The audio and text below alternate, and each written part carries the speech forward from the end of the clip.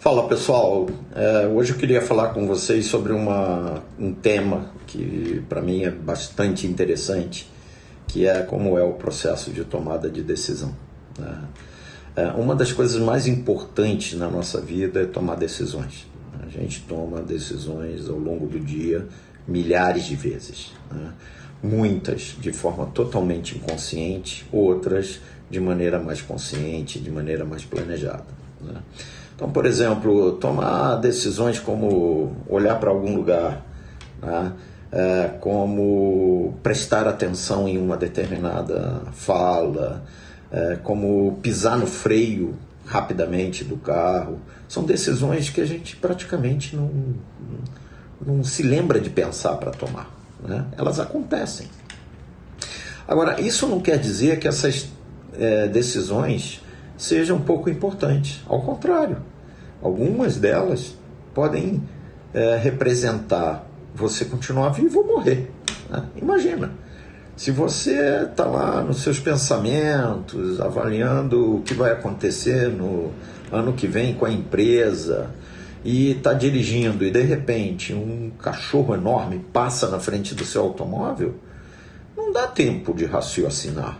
Você vai pisar no freio e isso pode representar salvar a sua vida e a do cachorro, né? Então, as decisões automáticas, aquelas que ocorrem de maneira totalmente inconsciente, ou o que eu prefiro dizer, né, que ocorrem no subconsciente, elas não necessariamente são menos importantes.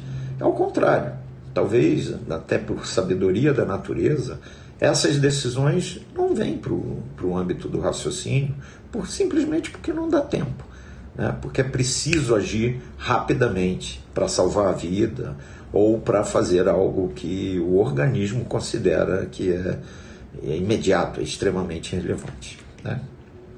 Agora, o interessante, né, é que a gente, ao longo da vida profissional, e eu acho que esse é um tema, falando aqui de um material para empreendedores, mas ao longo da vida profissional, a gente é treinado a não levar em consideração o subconsciente, né? A gente é treinado a tomar decisões só considerando fatos, informações e uma maneira de pensar, argumentos e lógica de pensamento, né?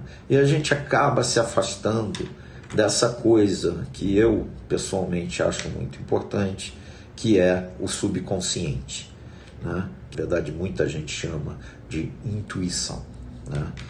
É verdade que para a gente pensar, o método de pensamento é importante, né? É claro, se você tem um método, você vai ter decisões mais alinhadas com uma determinada maneira de ser.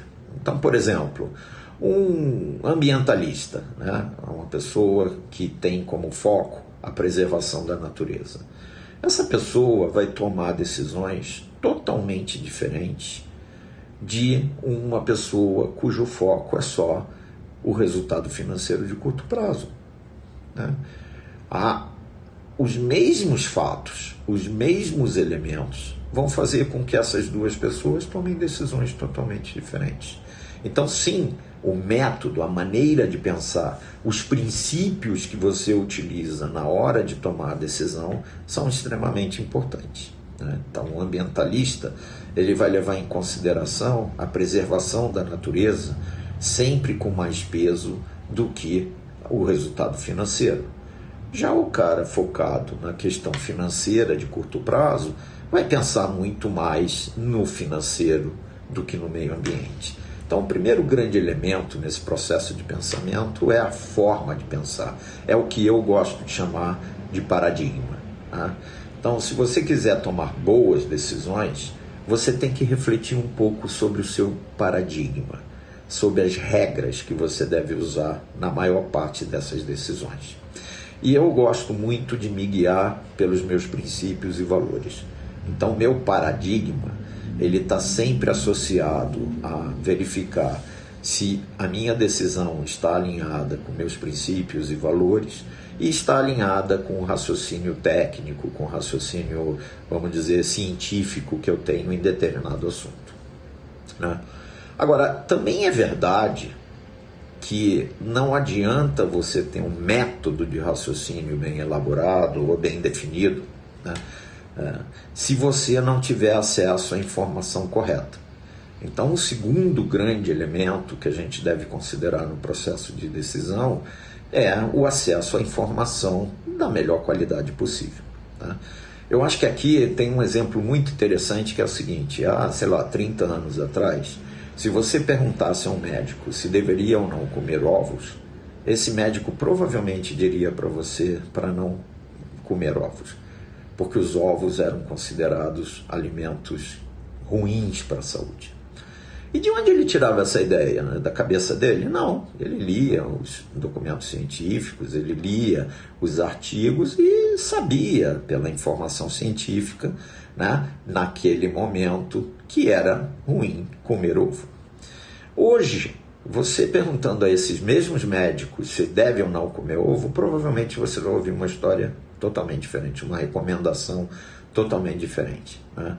Esse mesmo médico que se atualizou com novas informações científicas, hoje vai te dizer coma ovo, faz bem à saúde. Então, o segundo grande elemento que a gente deve usar no processo de decisão é informação boa, informação de qualidade. Se você não tiver informação de qualidade, você vai ter dificuldade de tomar decisões. Então, método de pensamento, e eu sempre procuro alinhar isso com princípios, objetivos e regras técnicas de decisão, e informação de qualidade. Agora, isso é suficiente? Não, eu acredito que não. Eu acho que existe um terceiro elemento que talvez tenha tanta importância quanto os outros dois. E esse elemento é o que eu chamo de intuição. É o que eu chamo de grito do subconsciente, né? Vamos pegar aqui um exemplo. Eu preciso chegar em casa o mais rápido possível. E eu tenho dois caminhos. Um caminho que vai levar em torno de 10 minutos e um caminho que vai levar 40 minutos, né? Normalmente, a minha decisão seria ir pelo caminho dos 10 minutos. Mas aí, de repente, eu pego o meu carro, saio andando com ele, e eu noto que tem algo estranho, né? As coisas estão mais vazias, eu noto alguns ruídos estranhos, já está tarde, eu vi 3 carros da polícia passando por mim, algo me diz que pode ser que esse caminho de 10 minutos seja mais perigoso do que o de 30. E aí, se eu ouvir essa minha intuição, eu provavelmente vou desviar a rota e vou preferir gastar 20 minutos a mais a me arriscar no caminho de 10 minutos. Isso é intuição, né? Outra situação, você às vezes na tua análise decide que deve comprar um carro. Esse carro, poxa, ele é bonito, ele é bacana, está num preço legal, ele é o carro que a família deseja, mas algo te diz que aquela pessoa que está vendendo o carro não parece confiável, né? E aí você pode ir em frente com o seu raciocínio, né, físico, com o seu raciocínio estruturado, ou ouvir a sua intuição, né? Eu, de modo geral, e assim, recomendo a todos, eu, de modo geral, ouço muito a minha intuição, né? No mínimo, cada vez que a intuição grita algo, eu paro para rever todo o meu processo de raciocínio, né? Você aí decide da maneira que quiser, mas uma coisa é fato: se o nosso organismo decidiu que funções de emergência, do tipo pesar no freio, né, do tipo dar um passo para trás, né, são tão relevantes que eles tiram isso da gente, da nossa capacidade, vamos dizer, do nosso processo de raciocínio natural. Se isso é tão importante assim, essa coisa serve para algo, né? Essa intuição serve para algo. E quando ela grita durante o processo de raciocínio, a gente deve levar em consideração. Bom, a questão é a seguinte: a intuição serve sempre, ela funciona sempre? A verdade é que não, né? Eu posso afirmar para todo mundo que a intuição de que número vai sair no sorteio da Loteria Federal, ela não serve de nada. Só serviria se você fosse capaz de prever o futuro. E considerando que nenhum de nós é capaz de prever o futuro, a intuição não vai fazer nenhuma diferença nesse caso. Por quê? O que leva a intuição a ser algo valioso ou não valioso? Basicamente, o que vai tornar a tua intuição em determinada decisão valiosa ou não é a quantidade de informação que você acumulou ao longo da vida sobre aquele assunto. Então, um avaliador de arte, né, ele tem lá o mecanismo dele de seleção, de avaliação se a arte é verdadeira ou é falsa. Claro que ele tem, mas eventualmente a planilha dele, que vai levar a decisão de verdadeiro ou falso, diz que é verdadeiro e algo grita por trás dele, dizendo não é verdadeiro. Nesses momentos, o bom especialista, no mínimo, para refletir e tenta entender por que o organismo está dizendo para ele não faça isso, né? Não é magia, não é ciência oculta, não, na verdade é o seu subconsciente, utilizando toda a informação que ele acumulou em anos de experiência, gritando para você: ei, presta atenção, pode ser que seu raciocínio esteja errado, né?